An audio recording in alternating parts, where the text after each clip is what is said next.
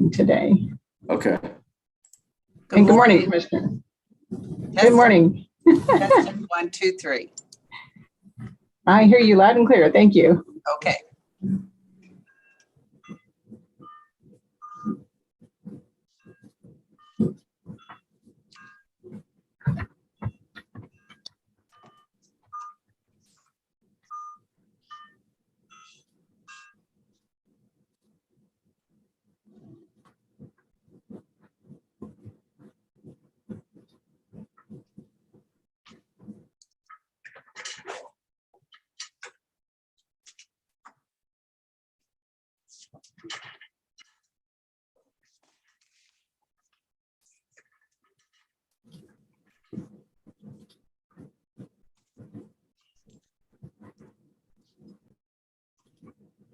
Ready for your Cherokee.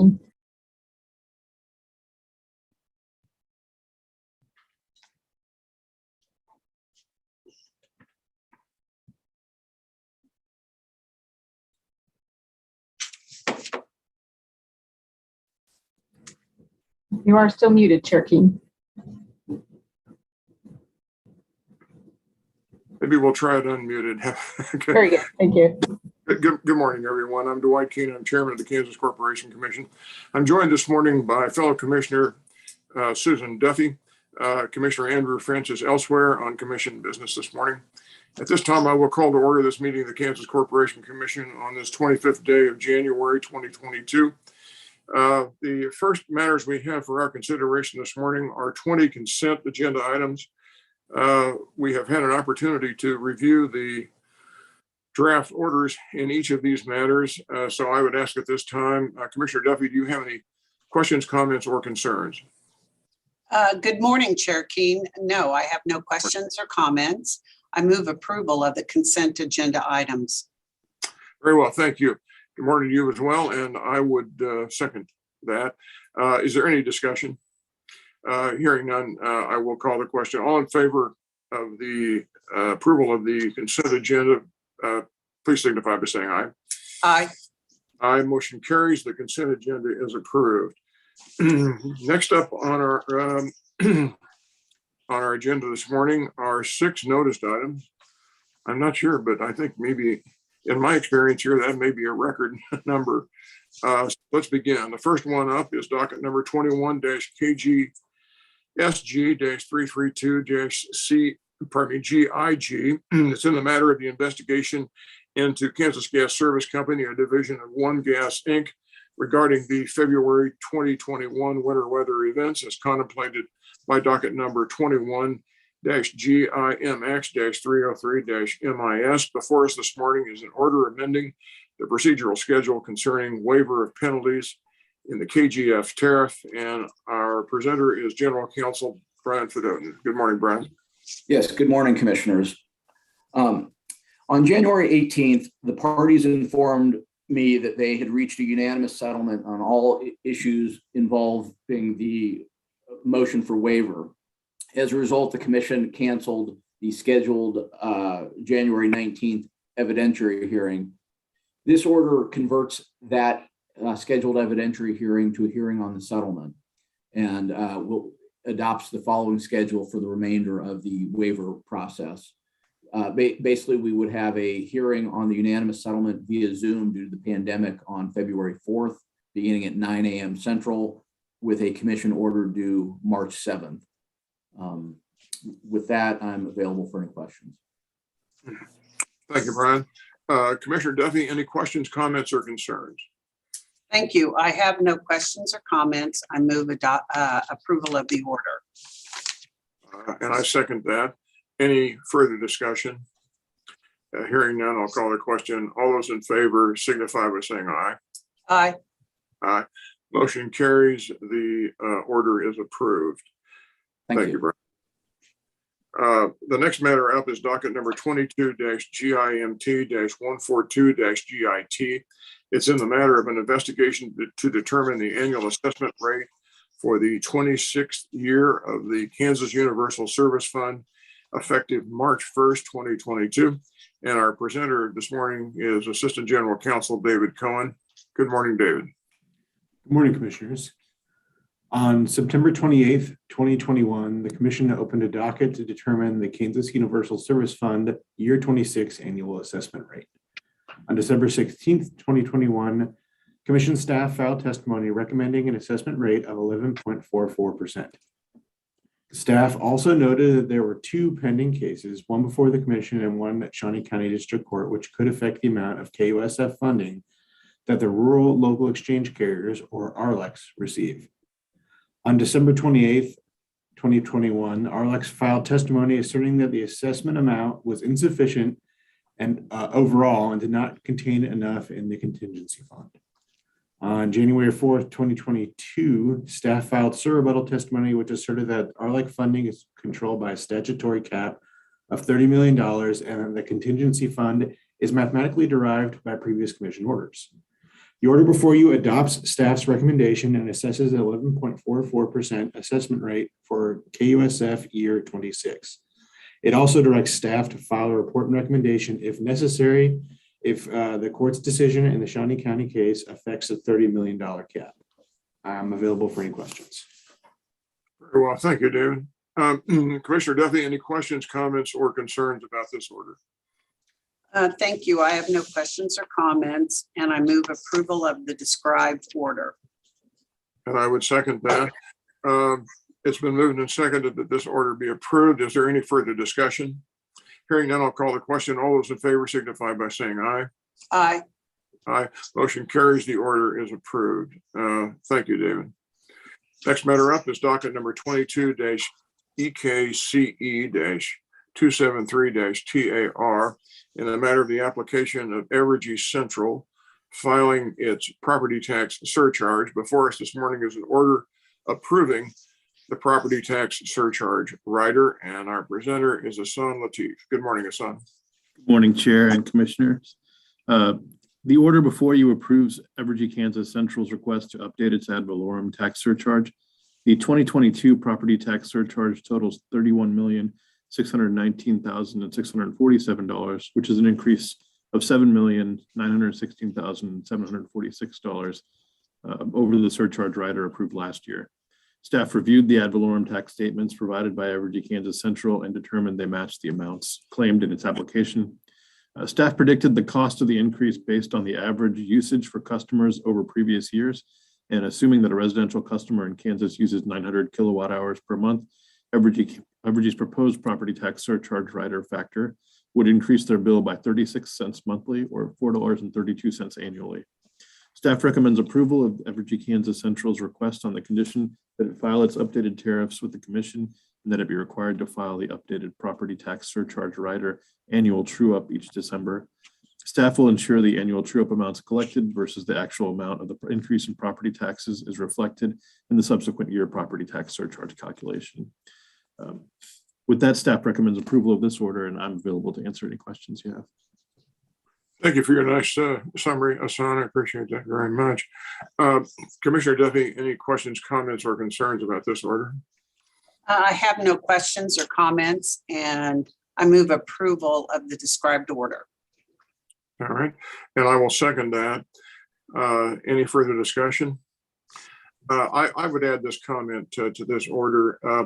These riders, of course, Hassan, and you can correct me if I'm incorrect, these are pass-throughs. These are pass-through of, in this case, it's a tax expense, it's a tax surcharge. So it's passed through at exactly the amount that's being levied against, in this case, Evergy Central. That is correct, isn't it? That's correct. The thing that's it's kind of breathtaking here, honestly, is the fact that as you provided in your summary, the total amount of this surcharge is $31.5 million. But what's really startling beyond that, that's pretty breathtaking in its own right, is the fact that this is an increase year over year of 7.9 million, or almost a 30% year over year increase. That's just breathtaking. As you described, the implications of that for the average ratepayer is, I think you said 40-some cents a month, $4, a little over $4 and change per year. But I just note that it's these These are expenses that are incurred in the ordinary course of business. They're pass-throughs, but that doesn't keep them from not being consequential and not getting our attention. That is just a huge amount.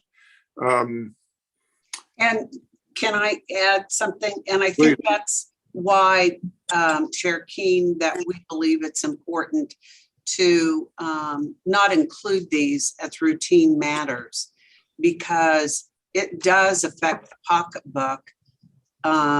And it's this time of year when we're dealing with this, it does affect the pocketbook of the customer. And I appreciate you bringing up, it's a pass-through. And while it shows that values are good, that does affect the cost that ultimately the ratepayer or the customer must pay monthly. Thank you for that, Commissioner Duffy. Any further discussion? Hearing none, I will call the question. All those in favor signify by saying aye. Aye. Aye. Motion carries. The order is approved. Hassan, I think you're still up here. The next matter up is docket number 22-EKME-274-TAR. This is in the matter of the application of Evergy, Kansas Metro, again filing its property tax surcharge, pardon me. The order before us this morning approves the property tax surcharge, and our presenter is again Hassan Latif. Please, Hassan. Thank you again. The second order here approves Evergy Metro's request to update its property tax surcharge. Evergy Metro requested a surcharge in the amount of $7,470,469, which is an increase of $2,505,508 from last year's surcharge rider amount. Staff reviewed the ad valorem tax statements provided by Evergy Metro and determined they also matched the amounts claimed in the application. Staff estimates that the cost of increase based on the average usage for customers, in this case over previous years, and assuming a residential customer in the Evergy Metro area uses 1,059 kilowatt hours per month, Evergy Metro's proposed property tax surcharge rider would potentially increase their bills by $1.24 monthly or $14.87 annually. Staff recommends approval of this order as this request is contingent on the conditions setting requirements similar to those in the Evergy Kansas Central order, namely that they be required to file an update each December and that staff would review the filing before the approval of any charges or changes to the property tax surcharge rider in future years. And with that, staff recommends approval of this order, and I'm also available for questions. Thank you, Hassan. Commissioner Duffy, any questions, comments, or concerns about this order? I would just make a comment that I appreciate Mr. Latif talking about the average use. And as you can tell from the previous order, there is a difference in the average use in the Evergy territories. Further, we dealt with property tax surcharge last week, and the kilowatt hours used was approximately 200 hours less in that area of the state. So, I mean, there is an attempt to really, for the customer to really identify the costs that they're going to incur over the next year. And I appreciate the work of staff in providing that detail of the average use, what the monthly would be, which then translates to the yearly. And I think that's important information that we share as overtly as we can. So thank you, Mr. Latif. And with that, I move approval of this described order. Thank you. Second, any further discussion? I would only add somewhat in line with the previous order. All of the same concerns are out there as they are there. Some of the statistical issues that were presented here that both you alluded to, Hassan, and Commissioner Duffy did as well. The interesting thing is that the bottom line, notwithstanding that, is that we have, in this case, we have a surcharge rider in the amount of $7.4 million. Here it's an increase year over year of 2.5 million. Again, that's a striking increase. It's another 30% increase. It just takes your breath away once again. The absolute order of magnitude is less, but the consequence is identical to what it was in the other order. So we have a similar consequence regardless of whether the customers reside within either the Evergy, Kansas Central or the Kansas Metro areas. Having said that, any further discussion? I'll call the question. All those in favor signify by saying aye. Aye. Aye, motion carries. The order is approved. Thank you, Hassan. Thank you. Next matter up is docket number 22-STMW-044-ACQ. Here we have an order that grants a stay, and our presenter is Jared Jevons. Good morning, Jared. Morning, Commissioners. On July 26, 2021, Green Acres Mobile Home Park and Desperado and MAM Investment, collectively the joint applicants, filed an application to transfer Green Acres certificates to operate a water utility system to Desperado and MAM. Green Acres was a former owner of the utility system. Desperado and MAM Investment are the current owners. On January 18th, 2022, staff and joint applicants filed a joint motion to stay the docket. The stay was filed because on December 14th, 2021, the current owners requested via email to suspend the timeline to transfer the certificates while the possibility of selling the mobile home park was explored. Staff agrees with joint applicants that it makes more sense for the new owners to apply for transfer of certificates if that sale is made. Staff and joint applicants have agreed on a 120-day stay upon determining whether such a sale or transfer is possible, or if no such sale or transfer has been completed during the 120-day stay. The joint applicants and or staff will file a motion in this docket requesting to lift the stay and proceed with this docket as required. Any statutory period would resume upon issuance of a commission order indicating such. Finally, staff and joint applicants request any stay issued in this docket be effective from the date of the filing of the joint motion. Thank you, and I will stand for questions. Thank you, Jared. Commissioner Duffy, any questions, comments, or concerns? No questions, but a comment. This is a docket that we've had with us for a while.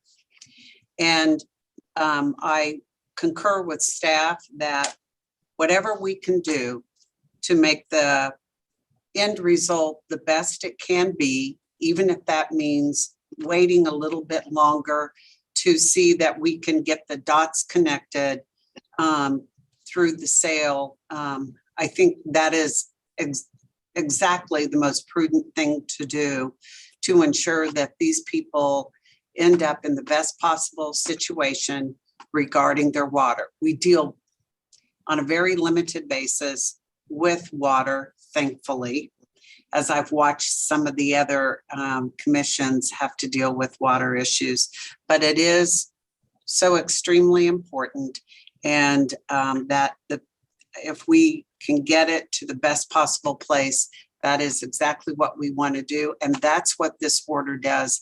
And thank you, Mr. Jared, for all your work on this to get this to us today.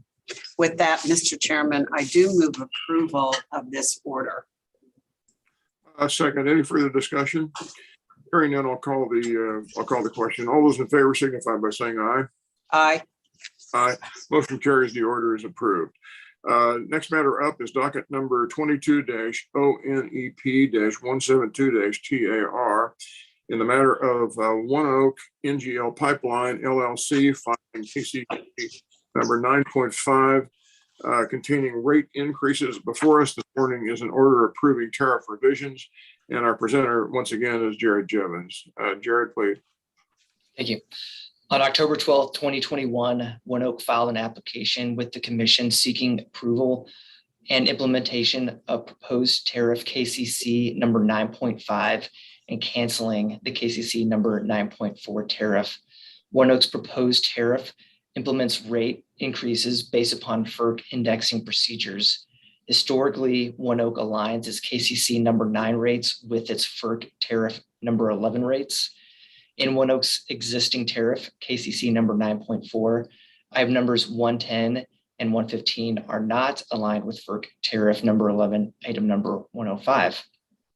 To align these rates, One Oak requests to increase KCC number 9.5, item numbers 110 and 115 by 4.3%. This is an increase from 51.83 cents per barrel to 54.06 cents per barrel. The change is estimated to increase revenue by $242,000 annually. Staff submitted an R&R in this matter on January 13th, 2022.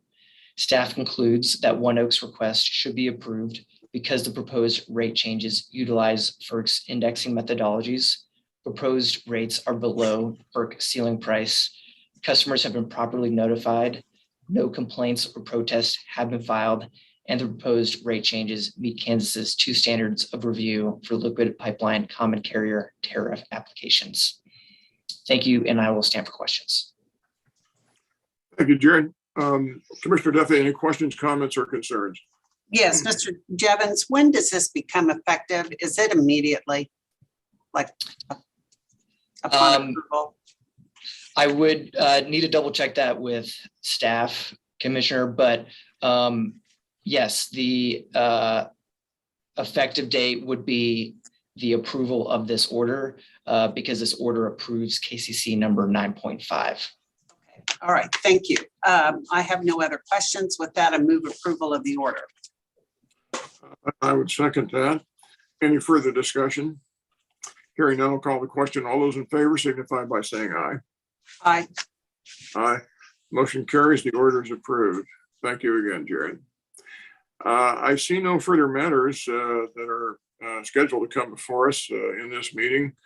I would entertain a motion to adjourn. Very good, Mr. Chairman. I so move we adjourn. A second. All in favor? Aye. Aye. We're adjourned. All take care. Thank you.